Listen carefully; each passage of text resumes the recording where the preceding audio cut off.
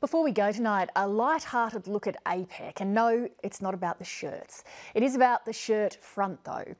This year's APEC is the scene of the first meeting between Tony Abbott and Vladimir Putin since the Australian Prime Minister's now infamous threat to the Russian president. Here's 7:30's newest recruit, Kirsten Drysdale, with her take on the keenly anticipated showdown and a warning, I think her tongue's firmly in cheek.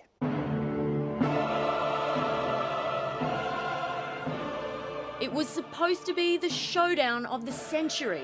Tony Tough Talk Abbott versus virile Vladimir Putin. How much macho can you take? I'm going to shirt front, Mr. Putin. You bet you are. You bet I am. Two great men with a phobia of fabric and a penchant for pectoral promenading, set to meet face to face in the world's grandest car park, the G20. Shirtfront? What does that even mean? Shirt fronting, the phrase Mr. Abbott used, is an Australian sports term for a forceful challenge. Since the phrase shirt front was used, I understand it's now entered the diplomatic lexicon of many countries. Just not the countries that really mattered. Can I ask you, what was your reaction when you heard the news that our Prime Minister had declared that he intends to shirt front your President when he's here next month for the G20 meeting? Well, it's not much of a news. Nonetheless, the world's most powerful people were cheering from the front row. Tony personally has expressed his extraordinary commitment to battling foreign fighters. That's what the world needs. This is obviously quite unusual for the diplomatic practice to go this personal and, we may say, this physical. Oh, come on now. It's not that unusual.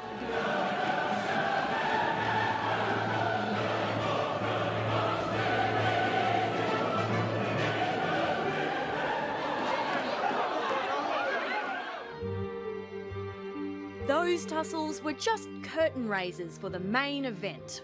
Our very own cyclist taking on a bear-riding, sports-fishing, gun-toting, judo-wrestling, tiger-slaying, dolphin-wrangling former KGB spy. And while some speculated Putin's magnificent biceps would give him an advantage, Inevitably, they are going to have influence and exert a certain gravitational pull just by a dint of size. Abbott expressed great faith in his own physical prowess. It's a body that no one country can unilaterally control. But as the big day drew closer, Abbott seemed to start backing down. By no means the biggest part of the agenda that Australia is following. Still, with that much tension in the air, surely we were in for some sort of action when they first crossed paths in Beijing at the APEC summit / Star Trek convention 2 days ago. Abbott, approaching from the right, passes right by Putin without so much as a head slap. Oh, what a near miss, but he's turned around now by a Chinese official and he's lined up Putin perfectly. I say he's lined up Putin perfectly. Or not. We can provide close air support, we can provide logistics and intelligence, but ultimately they're the ones who are going to have to fight. Well, how about at the meeting later that day? Tony Abbott surveying the grounds. Vladimir Putin making an approach from behind. And the clash is imminent. But no, he simply steps around him. Somehow Abbott's not even noticed he's there. Astonishing play. Okay, but it is 100% on for the roundtable discussion tonight then, right? Seriously, they're not even looking at each other. Very little I can work with here. So that's it. Even with the valiant efforts of a first-class troll behind the scenes repeatedly bringing Abbott and Putin together for a rumble, this was as close as it got. Just two dudes who finally had a meeting behind closed doors, away from the cameras, almost like grown-ups. Well, there's always an upside. I think our primary message has been to make sure that violence is avoided.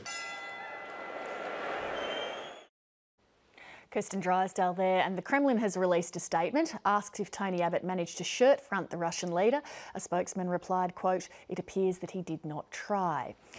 There is, of course, a serious side to this story. Late today, the Prime Minister's office said that during a brief meeting, Mr Abbott told Mr Putin that Australia has information suggesting that MH17 was downed in eastern Ukraine by a missile from a launcher that came out of Russia, and that if true, this was a very serious matter.